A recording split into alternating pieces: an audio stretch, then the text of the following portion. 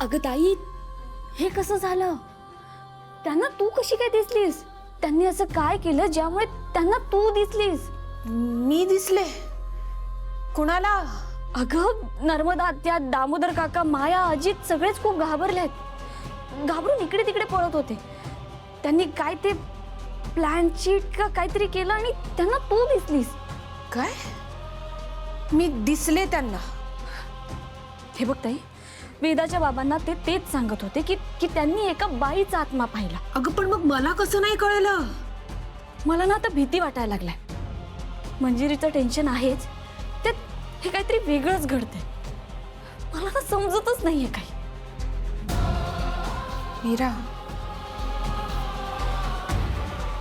त्यांनी जो बाईचा आत्मा पाहिला तो माझा नव्हता. ताई, या घरात दुसऱ्या बाईचा आत्मा आहे आहे. मीरा, मीरा, काहीतरी घडतंय, काहीतरी विचित्र घडतंय आपल्या विचारांच्या पलीकडचं.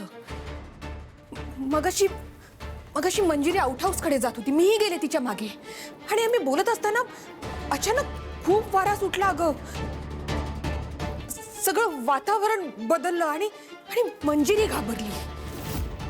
मंजिरी इतकी घाबरली की थेट तिच्या रूम मध्ये निघून गेली ती. मग मीही गेले तिच्या मागे. तर ती तिची पेटी बघत होती, तिची मायावी पेटी.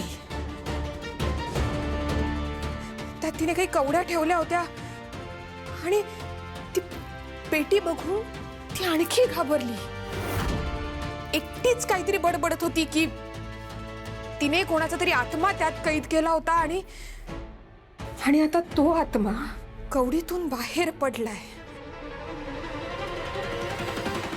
ताई,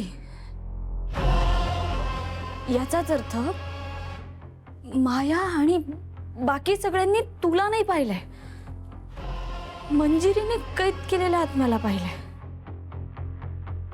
ताई, तू पाहिलास का तो आत्मा?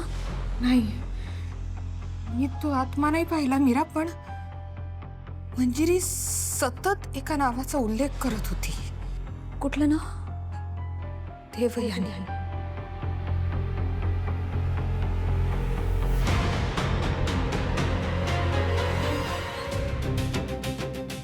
ताई,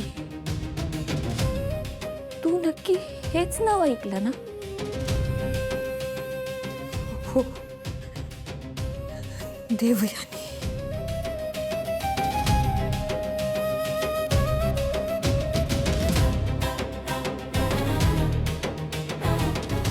काय झालंय मीरा?